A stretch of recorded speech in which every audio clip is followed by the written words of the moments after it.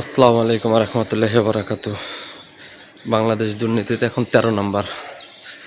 এখন কবেন যে আগে কি দুর্নীতি হয়নি? হ্যাঁ, আগে হয়েছে এক কেন্দ্রিক, আর এই 2 বছর হচ্ছে বহু কেন্দ্রিক, যেটি বিশ্ব সংস্থাগুলোও স্বীকার করছে। এখন অনেকে কবেন যে আপনাকে ইউনুস কারো খালু, কারো নানা, কারো দাদা, সে তো বলে ফেলছে সে তার এই পদত্যাগের পরে সে তার স্বকর্মে ফিরে যাবে। কিন্তু ভাইজান কথা হচ্ছে কি, আগে তো সব কিছুর পাশাপাশি পদ্মা সেতুর কিস্তি, মেয়র হানিফুল হকের কিস্তি বা বিভিন্ন যেসব প্রকল্পের কিস্তিগুলো ছিল এগুলো চলমান ছিল, কিন্তু এই বিগত 2 বছরে এগুলা টাকা দেওয়া হয়নি, বকেয়া।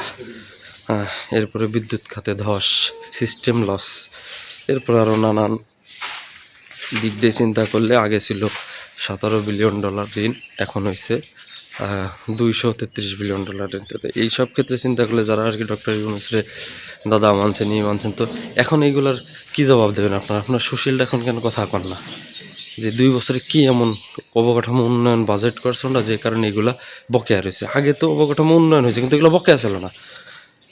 টের পাবে না। আল্লাহ হাফেজ।